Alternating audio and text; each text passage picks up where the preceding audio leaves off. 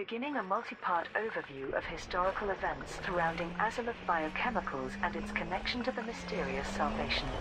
On the 29th of October 3306, an abandoned megaship named the Adamastor arrived in the Chukchin system after traveling at sublight speeds for nearly 200 years. At the time, no one could have foreseen the wide-ranging consequences that would arise from unlocking the secrets of this ghost ship. Investigations revealed that it had been owned by a little-known and long-defunct corporation called Azimuth Biochemicals. The derelict's journey was traced to the previously unexplored Coalsack Nebula, where the Adamastor had collected the survivors of a planetary survey team from the Musca Dark Region PJP P6-1 system. Back in 3111, these geologists had encountered something terrifying and completely unknown. The first recorded instance of contact with the Thargoids.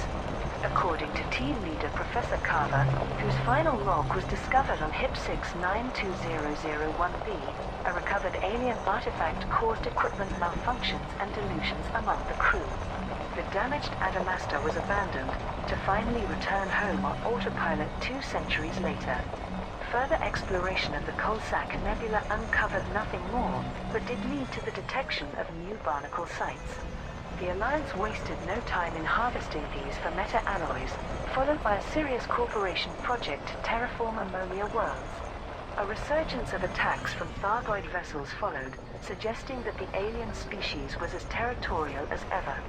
In April 3307, the Adamastor began receiving a long-range encrypted signal. A decryption key for this was provided by an anonymous source who identified himself only as Salvation. Tracking the signal led to the wreck of the Hesperus, the Adamastor's sister ship. This had disappeared in 3113 and was now drifting in the Perseus Dark Region KCVC-22 system. The distress call had been triggered by a dredger occupied by the nomadic Scriveners clan, who had salvaged the Hesperus's data drives. Messages leaked from the dredger revealed how the Hesperus had been taken over by sleeper agents from Pharmasapiens, the corporate rivals of Azimuth Biochemicals. This resulted in the deaths of all except a scientific team who had escaped aboard a secondary craft.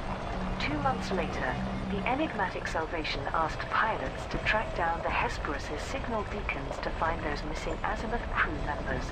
The secondary craft, named Proteus, was subsequently discovered on a moon in the Trapezium Sector YUX C12 system.